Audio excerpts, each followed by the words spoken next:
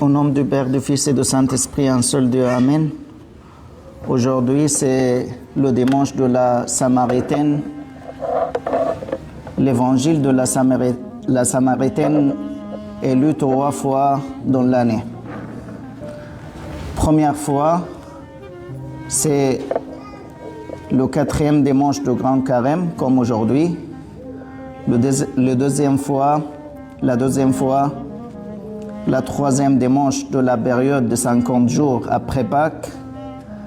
Et la 3e fois, c'est dans la prière de la prosternation au dimanche de la Pentecôte. Tout d'abord, il faut savoir que les histoires de salut sont de différents types. Il y a un type où les pécheurs viennent vers le Seigneur, comme par exemple dans la parabole du fils prodige, ou comme le publicain qui est allé au temple et s'est tenu à distance en disant « Seigneur, aie pitié de moi, pécheur ». Et il y a un autre type où le Seigneur vient vers le pécheur, comme avec la Samaritaine aujourd'hui, ou Lévi qui est devenu Saint Matthieu l'évangéliste. C'est le Christ qui est allé vers eux. Mais que ce soit le pécheur qui vient vers le Christ ou le Seigneur qui aille vers le pécheur, il doit toujours y avoir une réponse humaine. Par exemple, le jeune homme riche qui est venu vers le Seigneur et lui demandait « Que dois-je faire pour hériter la vie éternelle ?» Quand le Seigneur lui a dit « Va, vends tout ce que tu possèdes, puis viens et suis-moi en portant la croix », il s'en alla triste et il a refusé la parole de Christ et n'a pas répondu à l'appel de Christ. Il faut donc que la volonté de Dieu rencontre la volonté de l'homme. Comme la Bible dit, Dieu veut que tous les hommes soient sauvés et parviennent à la connaissance de la vérité. C'est-à-dire, Dieu, il veut. Mais le problème, nous, on veut ou non. Dieu laisse à l'homme sa liberté. Comme il est dit du Seigneur aussi, il est venu chercher et sauver ceux qui étaient perdus. C'est-à-dire le Christ, il cherche, mais ça dépend de notre volonté à nous. On va revenir sur l'histoire de la femme samaritaine. La femme samaritaine avait 5 maris. Et le Seigneur le voyait, mais il gardait patience jusqu'au bon moment. C'est pas normal qu'une femme se marie avec 5 hommes et maintenant elle est avec un 6e qui n'est pas son mari. Il faut aussi comprendre qu'il existe des personnalités importantes. Lorsqu'ils sont attirés vers le Christ, ils deviennent un gain spirituel pour l'Église. Comme Saül, qui persécutait d'abord l'Église, puis il a rencontré le Christ et est devenu l'apôtre Paul, le grand prédicateur. La Samaritaine était étonnante dans son péché, mais aussi dans la force de sa personnalité. Elle avait réussi à attirer 5 hommes et même les quitter quand elle le voulait. Elle était trop forte. Elle a réussi à leur convaincre, mais quand elle voulait, elle a quitté les 5. Elle s'est mariée 5 fois, comme on a dit, et le nombre 5 symbolise l'homme avec ses 5 sens.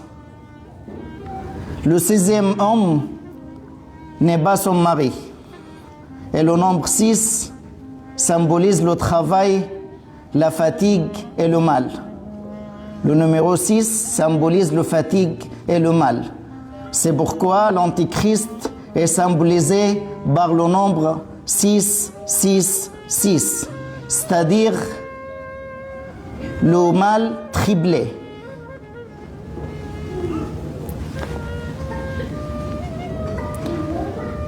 Parce qu'il était avec le 6e homme qui symbolise la fatigue, le Christ lui a dit: celui qui boit de cette eau aura encore soif. Ça suffit. Vous avez maintenant 6. Ça suffit. Tu n'auras que la fatigue. Le nombre 7, lui, symbolise le repos. Car l'homme travaille 6 jours et se repose le 7e jour. Comme pour lui dire aux Samaritaines, le Christ il veut dire ça à la Samaritaine. Ô Samaritaine, tu n'as pas été rassasié avec 5 maris, tu as cherché le 6e qui symbolise la fatigue. Maintenant, il est temps de venir au Christ, le 7e mari. Il faut chercher un 7e qui te donne le repos. Et le 7e, c'est le Christ. Souvent, l'être humain court après beaucoup de choses, mais à la fin, il se trouve fatigué sans rien. Croyez-moi, des fois on court derrière des choses qui sont périssables. Ensuite, la Samaritaine, elle dit au Christ: nos pères ont adoré Dieu sur cette montagne, et vous dites que le lieu où il faut adorer est à Jérusalem. Il est étonnant qu'une personne plongée dans le péché discute de questions théologiques. Il faut d'abord se repentir et après on discute sur la théologie. Il avait 5 maris.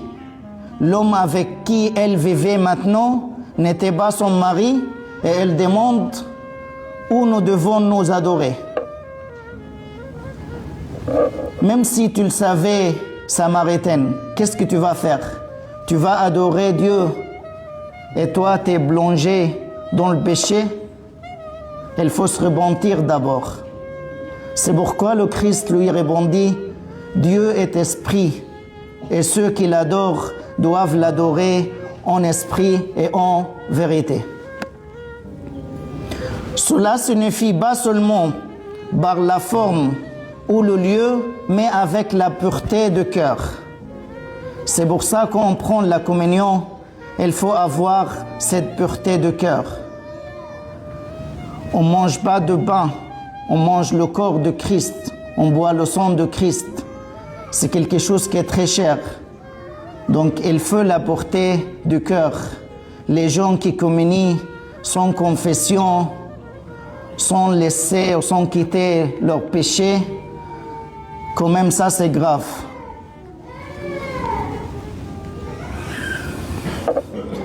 Le sermon est placé dans l'église afin que les gens se repentent, et le premier d'entre eux, c'est le prêtre qu'il doit aussi repentir.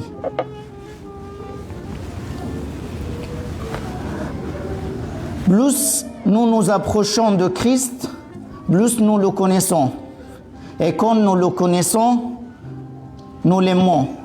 Et quand nous l'aimons, nous ne le quittons plus jamais.